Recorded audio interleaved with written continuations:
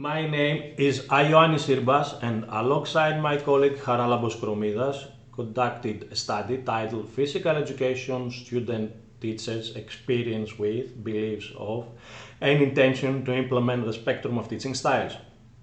Today, I will be sharing our key findings and insights from this research. The spectrum of teaching styles has been characterized as a useful toolbox equipping physical education teachers with 11 different methods to cope with learners' diversity and meet the goals of physical education curriculum.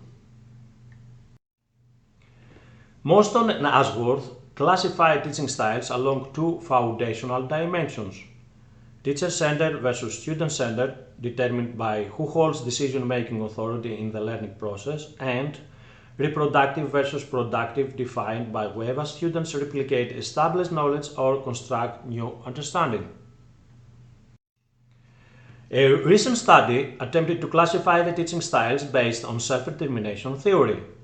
More specifically, as decision-making shifts progressively from teacher to student, the created motivational climate shifts from control to autonomy climate. This analysis led to a reorganization of traditional teaching styles into four distinct clusters. The first cluster included the command and practice teaching styles, was labeled direct styles. The second cluster included the self-check, reciprocal, and inclusion teaching styles, was labeled student assessment styles. The third cluster included guided discovery, convergent production, and divergent production styles, was labeled discovery styles. Finally, the fourth cluster included the learner-initiated, learner-designed individual program, and self-teach teaching styles, was labeled student-initiated styles. The purpose of the present study was to examine the experience of physical education student teachers with, beliefs of, and intention to use the spectrum of teaching style in the future as physical educators. The study included 175 physical education student teachers. Of these, 104 were first-year students and 71 were fourth-year students. The average age of the participants was 19.38 years. The findings indicated that physical education student teachers were more frequently exposed to direct teaching styles. Conversely, they had less exposure to learner-initiated teaching styles. Interestingly, they also reported that their instructors frequently utilized the inclusion teaching style, which falls under the assessment cluster of teaching styles. The findings of the present study, as you can notice in this table, are consistent with those of previous studies conducted in the United States of America and Finland.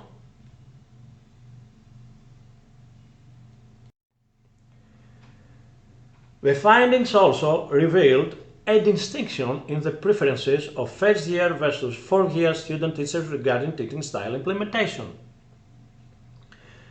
More specifically, first-year student teachers were more inclined to implement teaching styles from the direct cluster and less inclined to use styles from the learner-initiated cluster. Interestingly, fourth-year students reported a stronger inclination towards implementing teaching style from both the direct cluster and the discovery cluster. Both groups, however, expressed less enthusiasm for implementing teaching styles from the learner-initiated cluster.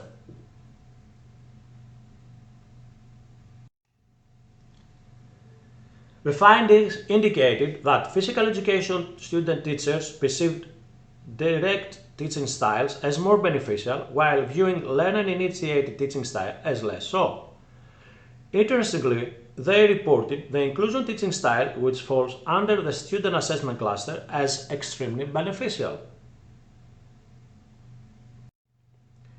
Correlation analysis revealed a significant relation between student teachers' perceived benefits of teaching style and their intention to implement them in future practice. Likewise, teaching styles' perceived benefits were strongly related to their prior exposure to this style as students.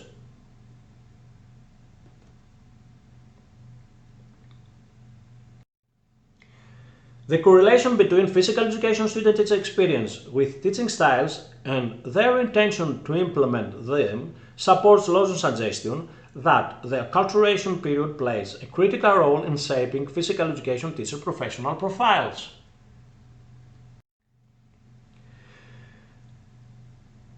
The findings of the present study align with previous research suggesting that physical education teachers' prior exposure to the spectrum of teaching style may lead them to develop entrenched pedagogical beliefs that significantly shape their teaching preferences.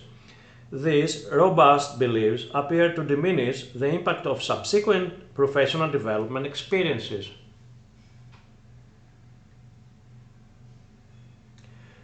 I will be presenting suggestions aimed at enabling physical education student teachers to effectively utilize every style within the teaching spectrum. The findings of the present study highlight the crucial role of continuous professional development for in-service physical education teachers. Innovative training, seminars, and continuous learning opportunities may enable educators to expose students to a broader range of spectrum of teaching styles and facilitate students to adopt these styles in their repertoire. Effective physical education teacher preparation requires a curriculum that provides learning opportunities in a context similar to the subject matter, connects pedagogical theory with practical implementation, informs students that each teaching style leads to specific outcomes and therefore they should apply the most appropriate style based on context, learner needs and lesson goals. Thank you for your attention.